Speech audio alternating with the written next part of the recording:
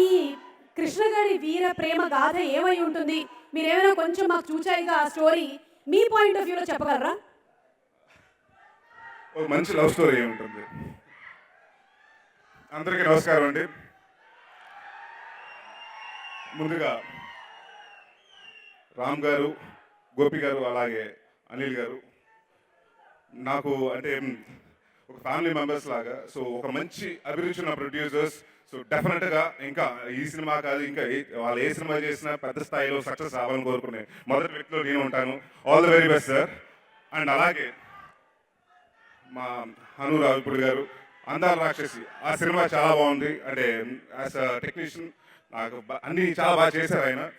Music ఇవాళకి వింటూ ఉంటానండి. So is one tasteful director. So డెఫినెట్గా ఈ సినిమాతో పెద్ద హిట్ కొడతారు. అండ్ అలాగే యువరాజ్ గారికి ఈ సినిమాలో పరిచయం చేస్తున్నారు, మెహరీన్ గారికి ఫస్ట్ టైం వస్తున్నారు. So I wish them all the very best. And Vishal Chandrasekhar గారి గురించి మాట్లాడాలి. జిల్ జంగ్ జక్కన్ ఈ మధ్యన తమిళ్లో సిద్ధార్థ్ మూవీ రిలీజ్ అయింది, ఆడియో రిలీజ్ అయిందండి. సో అది నా ఈ మధ్యన ఫేవరెట్ సాంగ్ అండి. Shoot the Kuruvi my favourite song sir.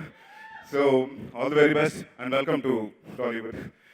And ఆఖరికి మా నాని గురించి, తన గురించి మాట్లాడాలంటే నన్ను అంటే నా గురించి మాట్లాడుతున్నట్టు ఉంటుంది, కానీ తప్పదు, మీ గురించి పొగడాలి.